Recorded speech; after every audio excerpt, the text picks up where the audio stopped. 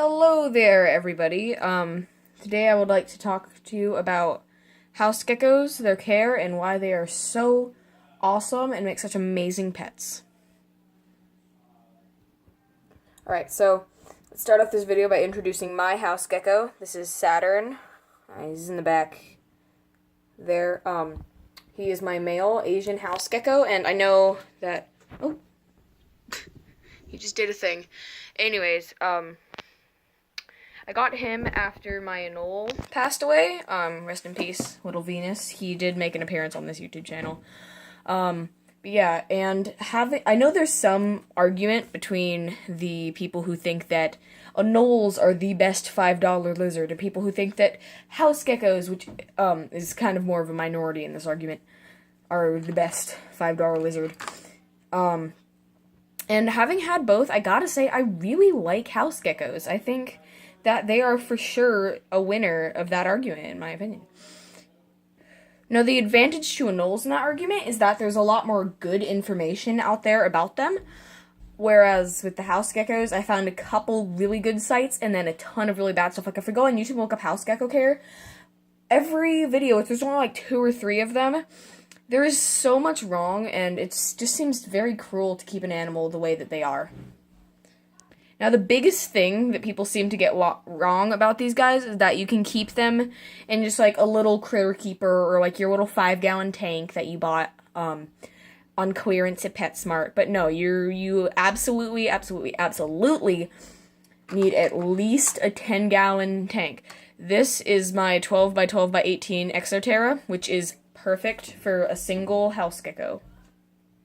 Another mistake a lot of people seem to make is that they'll just kind of throw some random stuff together, and their tank won't really have a theme. It won't really look like anything that you would find in nature, just because they assume, oh, well, these guys live in houses. But the thing is, they are indeed from very tropical places, and it will greatly benefit them and make them very happy if you provide them a habitat with things like fake plants, or real plants, if you're willing to do that.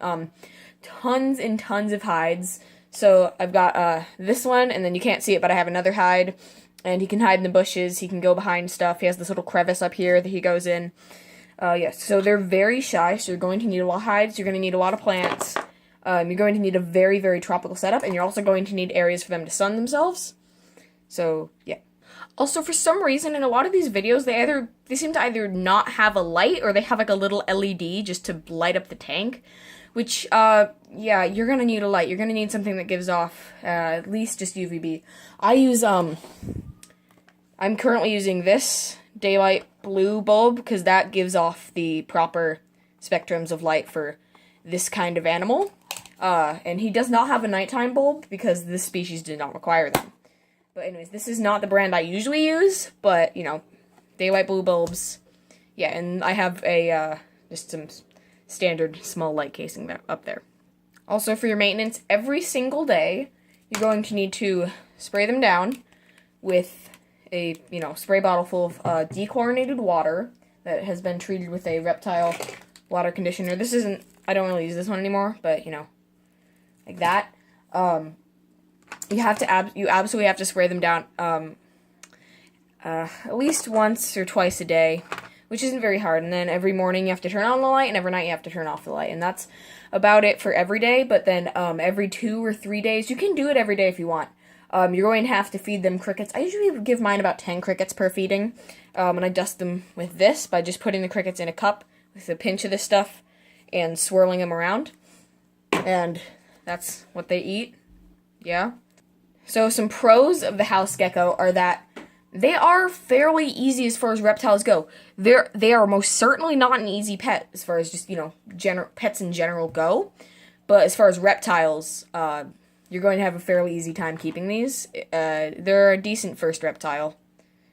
They are also cheaper than most reptiles. The lizard itself, you can usually, depending on where you live, you can either catch it in your yard, or in a lot of areas you can also buy them from a pet store, because they are often sold as feeders. That's what I ended up doing with this guy. Also, something cool about them is that they're active in both the day and the night, so you can always see you can frequently see your little guy jumping around and having a good time.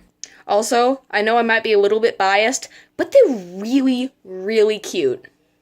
But some cons are that They are very good at escaping, so only open their cage when you absolutely need to, like for feedings. And also you can't handle them, but yeah. Also, should you choose to get a house gecko, you are going to have to deal with some criticism from people who are like, oh, it's just a disgusting pest. How dare you treat one decently? I just want to end this video, because I'm almost out of time, by saying that house geckos are amazing pets, and if you don't